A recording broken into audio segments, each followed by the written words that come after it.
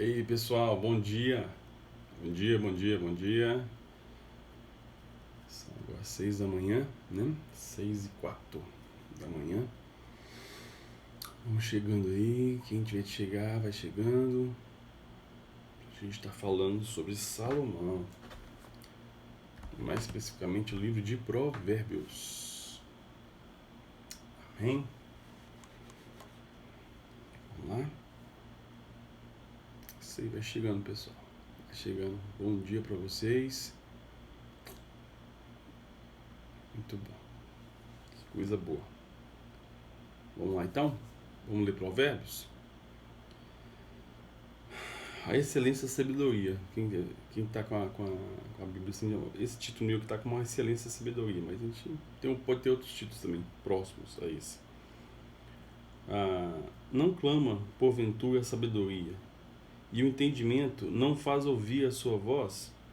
No cimo das alturas, junto ao caminho das encruzilhadas, das veredas, ele se coloca, junto às portas, à entrada da cidade, à entrada das portas, ele está gritando: a vós outros, o homem clama, perdão, e a minha voz se dirige aos filhos dos homens. Entendei, ó simples, a prudência, e vós, nércios, entendei a sabedoria. Ouvi, pois, falarei coisas excelentes, aos meus lábios proferirão coisas retas, porque a minha boca proclamará a verdade, e os meus lábios abominam a impiedade. São justas todas as palavras da minha boca. Não há nelas nenhuma coisa torta nem perversa. Todas são retas para quem as entende, justas para quem acham o conhecimento. Atentai ao meu ensino, e não a prata, e o conhecimento antes do que o ouro escondido. Porque melhor é a sabedoria do que joias, e de tudo o que deseja nada se pode comparar com ela. Eu, a sabedoria, habito com a prudência, e disponho de conhecimento e de conselhos. O temor do Senhor consiste em aborrecer o mal, a sabedoria, a arrogância, o mau caminho e a boca perversa, e eu os aborreço. Meu é o conselho e a verdadeira sabedoria. Eu sou o entendimento. Minha é a fortaleza. Por meu intermédio reinam os reis, e os príncipes decretam justiça. Por meu intermédio governam os príncipes, e os nobres e todos os juízes. Vou colocar isso aqui. Eu esqueci de colocar, porque faz com que o som fique um pouco melhor. O som vai ficar um pouco melhor agora. Quer ver?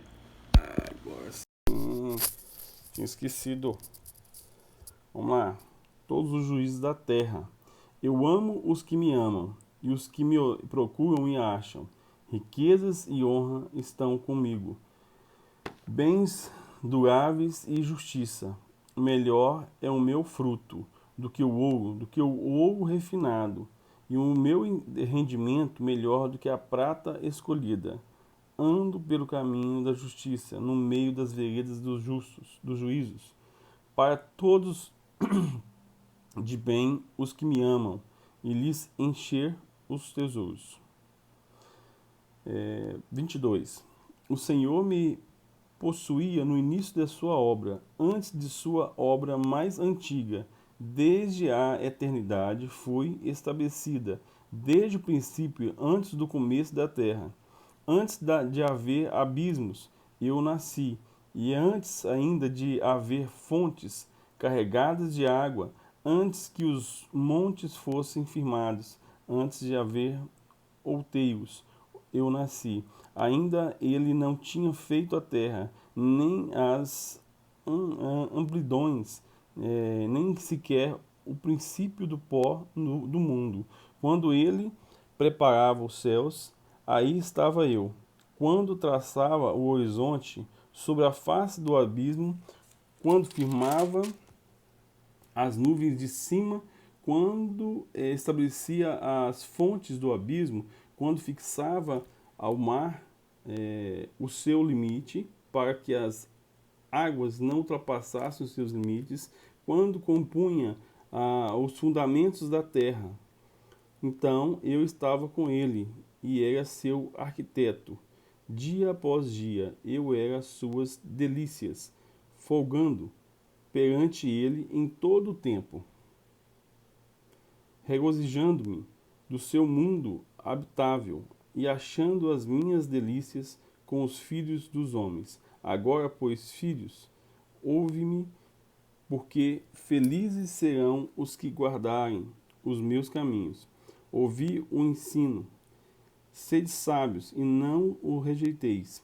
Felizes são os homens que me dão ouvidos, zelando dia a dia as minhas portas, esperando as obreiras da minha entrada, porque o que me acha, acha vida e alcança favor do Senhor. Mas os que pecam contra mim, violenta a própria alma. Todos os que me aborrecem amam a morte. Amém. Amém. É um capítulo até um pouquinho grande, né? Então acabou que a gente enrolou um pouquinho aqui. Bom dia para todos, bom dia, Fatinha. Né? O pessoal vai chegando aí, alguns vai chegando, depois vai saindo, depois volta de novo, é assim que funciona mesmo. Tá bom? Amados, hoje a gente está no 8º dia já dessa jornada, né? Em relação à sabedoria de Salomão. A todo momento a gente estudou um livro, estudou mais um autor circular, para poder trazer alguns temas, para poder complementar algumas coisas, né? Exemplificar e mostrar que a sabedoria ela está espalhada mesmo. E tudo que um autor ou outro fala também está na sabedoria de Deus. Quase tudo que você achar hoje de informações no meio circular, que você vê que é minimamente relevante, você pode também adquirir dentro da palavra. É engraçado como a palavra de Deus, a sua Bíblia é um manual de funcionamento seu mesmo. E quem despreza ela, basicamente despreza o conhecimento em si. Né? Pode ter o conhecimento, não, a sabedoria, perdão. O conhecimento você pode ter em larga escala, em tudo quanto é livro circular que você vê. Mas a verdadeira sabedoria só vem de Deus. Ela não vem de outro caminho. Tá? Aqui em Provérbios 8, ele mudou um pouquinho a forma de descrever esse capítulo, né? Os outros 7 capítulos que nós lemos para trás, ele falando sobre a sabedoria. Nesse capítulo aqui ele coloca uma visão mais poética, ele coloca ele, né, dentro da própria sabedoria. Ele como fosse ele mesmo, a sabedoria estivesse falando. Tem muitos pontos aqui que é obra de muito estudo de várias pessoas, não só no Brasil, mas no mundo, a respeito do que Salomão quis fazer, qual a informação que quis passar nesse capítulo. Se você olhar esse capítulo assim, você vai entender alguns pontos bem interessantes aqui. Né? Até para trás, o 7, ele coloca muito que é sabedoria. Né? A sabedoria, você deveria temer o Senhor, que seria o princípio da sabedoria. Aqui ele já vem, aqui já vem diferente. Ele fala que a sabedoria, né, é odiar o mal, é não querer o mal. Isso seria a verdadeira sabedoria. Se você for usar uma questão lógica assim, então a sabedoria seria não querer o mal. Não querer o mal seria temer o Senhor. E você pode fazer vários silogismos aqui em relação a esse capítulo, que realmente é muito rico em detalhes. Tem uma passagem aqui que ele começa a narrar sobre a sabedoria que esteve ao tempo todo junto com ele na formação do mundo, antes do mundo. E você vê esse mesmo texto lá quando João, lá no livro de João, quando ele vai anunciar Jesus. É um negócio bem assim, interessante que ele anuncia Jesus exatamente com esse texto aqui. É como se esse texto aqui, essa sabedoria falada aqui, fosse exatamente aquela que fala sobre quem é Jesus. É como se fosse a personificação de Jesus aqui dentro do capítulo 8º. Tá bem? Então vamos lá. Vamos, antes de entrar em algum tema mais específico, como eu falei para vocês aqui não tem muito roteiro. Então a gente vai entrando, vai falando e a gente vai discutindo. Quem quiser perguntar, pode perguntar, fique à vontade. né? E a gente vai falando aqui e vai desenvolvendo um raciocínio, tá? Mas antes disso, vamos orar. Senhor Deus, Senhor Pai, eu te peço, Senhor, que venha, Pai, estar conosco. Venha direcionar esse dia, Pai. Venha abençoar essa manhã. Senhor Jesus, queremos estar conectados na Tua Palavra, queremos estar conectados no Teu Espírito. Senhor, que o Teu Espírito seja conectado ao nosso, ou melhor, que o nosso Espírito seja conectado ao Seu. Que a nossa alma seja conectada ao nosso Espírito e que nossa alma governe sobre o nosso corpo. Que nosso corpo, Pai, venha desfrutar o melhor dessa terra. Tudo que o Senhor tem para nós. Venha fazer, Pai, nessa manhã. Venha fazer com que o nosso coração, venha fazer com que a nossa mente, Pai, se destrave mais um dia para o Senhor. Tudo isso seja para o Senhor, Pai. Amém e amém. Amém, amados. Hoje teve um direct que me mandaram ontem, que eu não ia comentar, mas acho que eu vou comentar ele sim. Uma pessoa assim, cristão, amigo, até amigo mesmo, mandou um direct pra mim falando assim, olha, Jeff, você está falando muito na live sobre finanças, né? Tá falando muito sobre finanças, sobre sucesso, é como se fosse, não estivesse falando de Deus. Na verdade, em momento algum, eu me afastei da ideia principal, que é falar sobre Deus, que é falar sobre Jesus. Em momento algum. Quando eu venho trazer para vocês aqueles livros, né? Eu tenho diversos, eu poderia fazer resumos aqui de 100, 200 livros para vocês. Muitos livros me acompanham durante muitos anos, né? E o principal deles é a Bíblia, claro, mas muitos livros que eu posso dizer para vocês que vão acrescentar demais na vida de vocês me acompanham durante muitos anos. E esses eu não posso deixar de acrescentar no conhecimento esses livros, que são livros que, além de falarem muito o que o próprio Jesus falou, eles também eles exemplificam e esmiuçam até melhor algumas passagens, entendeu? E o fim disso tudo aqui é o crescimento. A todo momento eu tento fazer com que as pessoas entendam o que é crescimento, o que é crescer, o que é buscar. E a grande maioria das pessoas, elas não querem literalmente crescerem, né? Elas querem passar por essa vida de uma forma assim que ninguém nem perceba elas. As pessoas às vezes têm um temor às vezes do Senhor e elas deixam de desenvolver talentos, deixam de desenvolver habilidades que poderiam estar desenvolvendo hoje, poderiam ser grandes pessoas, poderiam ser pessoas que estariam ajudando milhares de outras pessoas. Esse grupo aqui que eu formei, ele tem um propósito de fazer com que o empresário cristão tenha ferramentas e tenha motivações corretas. É como pegasse você e colocasse no caminho certo, né? Quando você coloca você no caminho certo, um caminho que agrada a Deus, porque foi Deus que pediu certos comportamentos, né? Você tem a chance de ser mais abençoado. E quando você entende o motivo da sua bênção, você entende o motivo de por que está aqui, o motivo por que está participando das pessoas que são abençoadas financeiramente pelo Pai, tudo faz sentido. Entendeu? Não faz sentido para vocês, né, isso? Porque quando você entende o verdadeiro motivo de você ter o que tem, tudo começa a fazer mais sentido e tudo começa a ser mais prazeroso, porque você se vê um propósito maior, conectado a um propósito maior. Tá bom? Aquela passagem dos talentos, se eu não me engano, foi em. Acho que é Mateus, acho que 25. Isso mesmo, Mateus 25. 25, 14. Deixa eu colocar aqui, pessoal. Mateus 25, 14. Mateus 25, 14. Olha lá. A passagem dos talentos, onde fala assim que Deus deu para alguns um talento. Ele começou com 5 talentos. Depois 2 talentos. Depois 1 talento. Para cada um ele deu uma quantidade de talentos. Vamos lá, vamos ler para ficar mais fácil. E também será um homem que, ao sair de viagem, chegou aos seus servos e confiou-lhes os seus bens. A um deu 5 talentos, a outro 2 e a outro 1. A cada um de acordo com a sua capacidade. Em seguida partiu de viagem. O que havia recebido 5 talentos saiu imediatamente, aplicou-os e ganhou mais 5. Também o que tinha 2 talentos ganhou mais 2.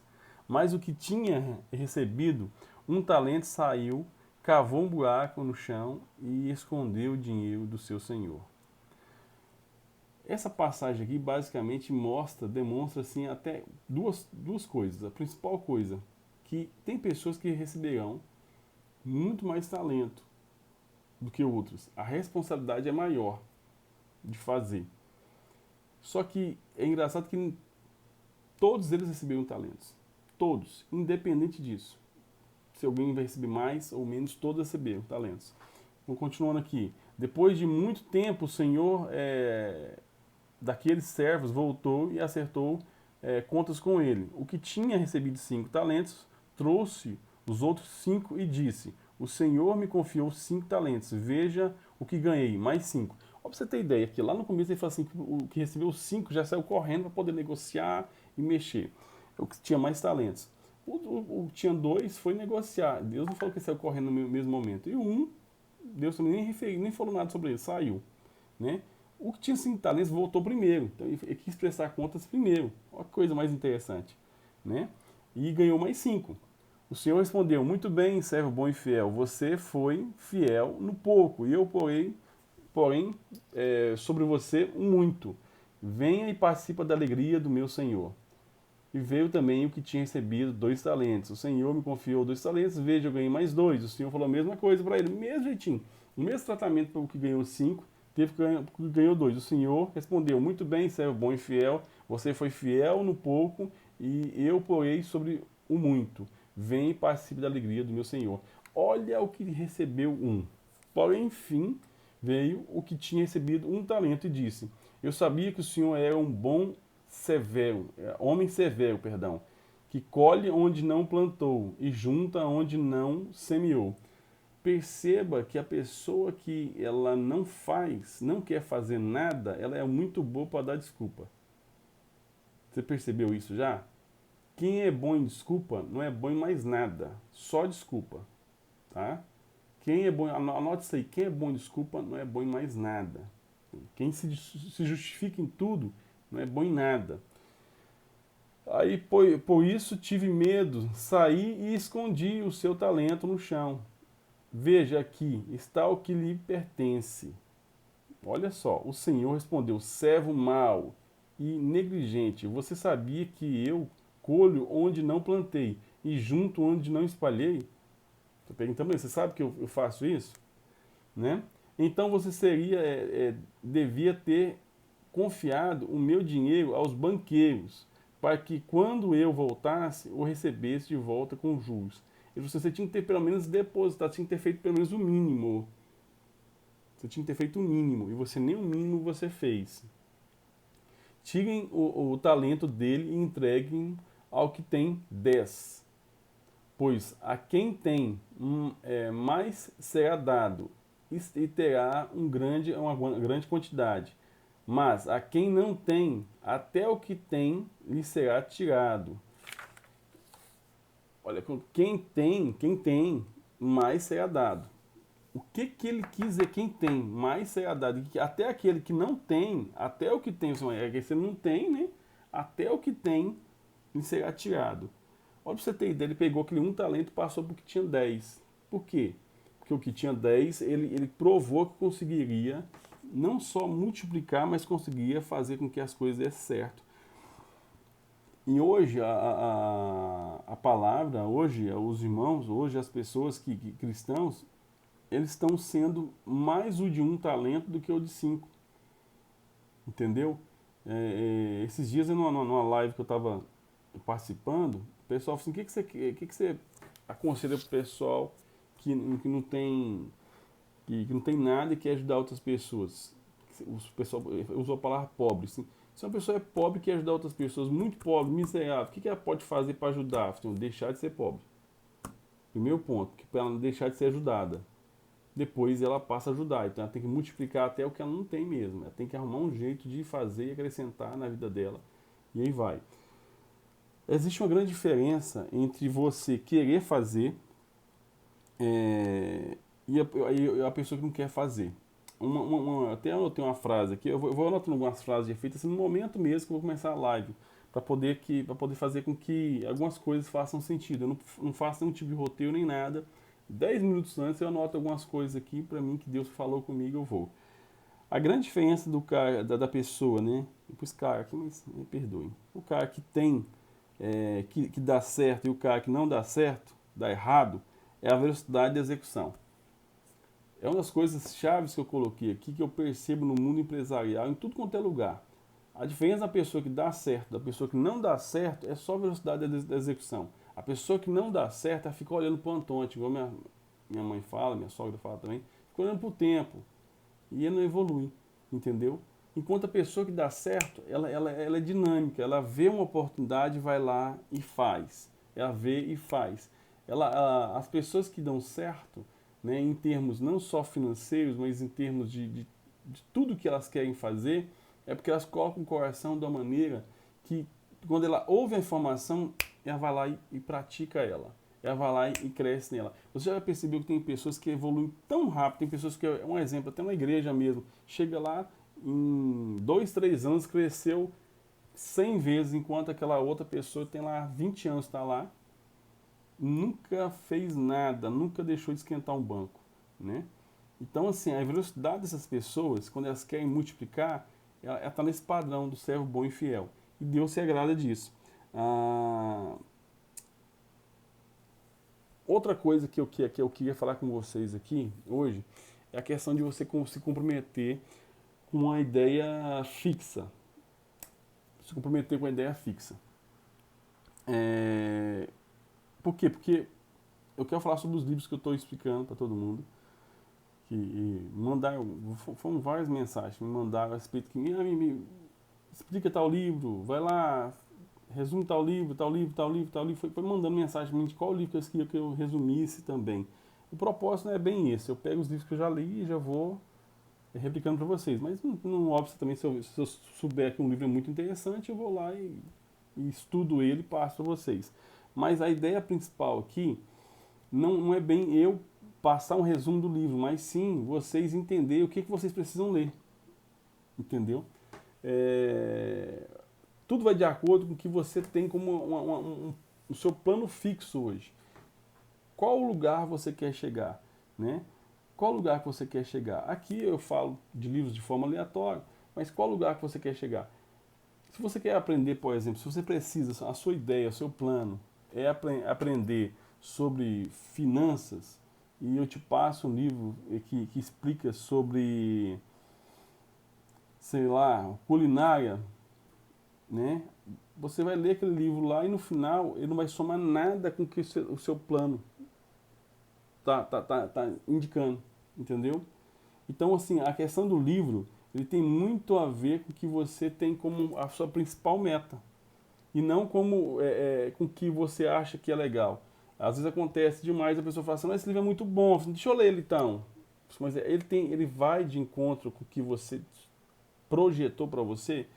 Ah, mas eu gosto de livro para poder me divertir, é uma diversão para mim. Eu falo, tudo bem, não tem nenhum problema, mas depois que você bate a meta da sua ideia fixa, depois que você bate a meta do seu plano, do seu projeto, aí sim você pode se divertir, não tem nenhum problema em relação a isso. E até é saudável fazer isso, né? O que eu vejo hoje é a grande maioria das pessoas não sabe nem por que está lendo um livro. Volto meio quando encontro com um colega, uma colega assim, e falo assim, nossa, estou lendo tal livro. Assim, por quê? Ah, porque me falar que é legal. Mas você não está no projeto você não está na área de construção, você não está tendo um projeto legal, às vezes de inglês, por exemplo. Tem um colega meu que está estudando inglês porque ele precisa fazer um trabalho fora do Brasil. Você não está lendo um livro menor em inglês para você, ou então um livro que vai de encontro com o que você quer. Não sei não, porque me falar que é bom, eu vou fazer.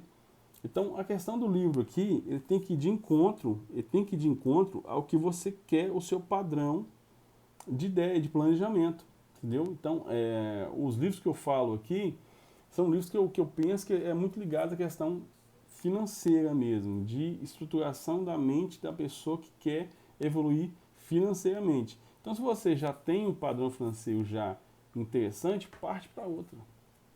Não se apegue nisso. Nem se apegue nos livros que eu falo.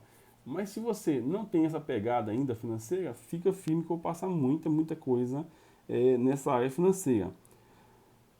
Um outro ponto que eu coloquei aqui, são poucos pontos aqui que eu coloquei. Quem está crescendo está sempre em movimento. Quando foi dado os talentos, quando Deus pede a sabedoria, quando Deus fala aqui em Provérbios 9, aqui, o tempo todo, o temor do Senhor, ele vem falando aqui, ele sempre chama, 9 não, perdão, 8, ele sempre chama para uma atitude também, faça isso, faça aquilo, não faça isso, não, ele sempre pede para uma atitude positiva ou negativa. Eu amo que os que me amam e os que me procuram acham. Ele pede para você o tempo todo, insanamente, procurar a sabedoria. Ele pede para você buscar entender a sabedoria, conhecer a sabedoria. Da mesma forma, quem está em constante movimento, normalmente são as pessoas que mais crescem. Porque a ideia de Salomão aqui, em momento algum, você parar e ficar só olhando. Sempre ele pede para você fazer alguma coisa, estar em movimento. Salomão, ele é um homem que vivia em movimento. O tempo todo, constantemente ele buscava uma melhora. Primeiro ele buscava crescer no trabalho, depois ele buscava crescer na sabedoria. Quando Deus mandou os anjos para poder falar com Salomão, no momento em que Davi, né, estava naquele momento assim que para ele poder suceder Davi, existia uma crise danada em relação a muitas coisas. Uma crise, uma estrutura que estava fazendo com que Salomão ficasse angustiado. Porque Salomão não tinha uma estrutura de guerra igual o seu pai. Pelo contrário, não tinha o conhecimento que seu pai tinha. Então, Salomão, o que ele fez? Os anjos foram lá, Salomão poderia ter pedido muita coisa, o que quisesse. Ele até perguntou, você quer o que? Riqueza? Você quer o que? Que eu destrua seus inimigos? Salomão, ele teve um start de sabedoria ali, falando assim, eu quero a sabedoria para poder comandar esse povo. E Deus se agradou tanto do coração dele que resolveu dar para ele, foi tudo aquilo lá. Não só o que ele pediu, que é a sabedoria, mas Deus também deu finanças para ele, Deus também deu para ele também a questão de derrotar seus inimigos. Foi o tempo que Israel mais prosperou na história, na vida de Israel. A maior prosperidade de Israel foi o momento em que Salomão assumiu o poder. Agora, algumas pessoas não sabem como que Deus deu essa sabedoria para Salomão. Deus deu uma estratégia para ele. Deus não fez isso aqui, ó, plim, você tem sabedoria agora. Não foi assim que funcionou. Sabe o que Salomão fez? Deus deu a estratégia para Salomão. Salomão tinha 12 tribos. Ele foi lá e pegou o homem mais sábio de cada tribo, das 12 tribos. O homem mais sábio, que mais tinha conhecimento das 12 tribos. Depois pegou o segundo homem mais sábio de todas as tribos, ou seja, 24 sábios. Trouxe eles para perto de Salomão. E o Salomão começou a conviver com cada um deles e fazer o quê? Ele começou a copiar, não copiar, mas modelar cada um deles, entender a sabedoria de cada um deles. Cada um deles tinha um conhecimento muito precioso. Salomão adquiriu essa sabedoria, não foi do dia para a noite, levou anos. Salomão buscou a sabedoria também. Não foi um passe de mágicas. Entendeu? Isso aí você tem que ler muito bem específico lá em 1º ou 2ª Reis. Não sei se foi 1º ou foi 2ª Reis, para você pegar esse startzinho. Salomão não foi, Deus não faz isso aqui com você, ó, te dá. Muito difícil isso acontecer. O milagre acontece com certeza, mas aonde você pode crescer, Deus não vai fazer milagre não, Deus vai dar estratégia só para você crescer. Onde você pode desenvolver, Deus vai dar só estratégia para você desenvolver. Porque esse Deus ele sempre é pautado na justiça. Então, se é algo que você pode fazer, ele vai te deixar você fazer mesmo. Você vai fazer, você vai desenvolver. Por que isso? Eu cheguei nesse ponto de falar isso para vocês. Quem eu sou determina o que eu faço. E o que eu faço determina o que eu tenho. Essa é uma frase que eu anotei aqui. Por quê? Antes de você ter a sabedoria, você tem que fazer por onde a sabedoria vem para você. E para poder fazer, eu tenho que ser. Então, o que eu quero mostrar para você? Para mim poder ser uma pessoa, para mim poder ser, por exemplo, um advogado, né? A primeira coisa para eu poder ter o resultado de um advogado, eu tenho que ser um advogado, eu tenho que fazer para poder praticar o que a advocacia pede, para depois eu ter. Ao contrário, que as pessoas querem fazer o contrário. Elas querem fazer o quê? Elas querem ter, para depois elas fazer, para depois elas ser alguma coisa. Então, o Salomão não foi chamado de sábio do dia para a noite. A primeira coisa que ele teve que fazer foi o quê? Ele se vê assim, ó, eu quero sabedoria. Então, se eu quero sabedoria, eu vou ser um sábio, vou ser um sábio. Então agora eu vou começar a buscar, vou começar a fazer. Então comecei a absorver muita coisa, depois eu comecei a praticar e depois eu comecei a ter o resultado daquilo. E é o que basicamente a gente está tentando e buscando com cada capítulo desse estudo que vai até o final do mês. Tá certo? Então tudo seja, faça e depois tenha. Tá bom? O princípio da sabedoria é odiar o mal. O princípio da sabedoria é temer o Senhor. Temer é respeitar. Deus só abençoa aqueles que realmente buscam. Basicamente isso. Tá certo? Tenha um dia muito, muito abençoado. Deus vem estar com você constantemente. E que esse dia você possa entender e possa buscar o que você quer ser primeiro e colocar a sua fotografia para você ter no final. Tá certo? Um abração para você, fique com Deus. E amanhã eu vou estar aqui no mesmo horário, lendo para você Provérbios 9. E vamos buscar, assim, conhecer mais e mais de Deus. Um abraço, com Deus, tchau, tchau.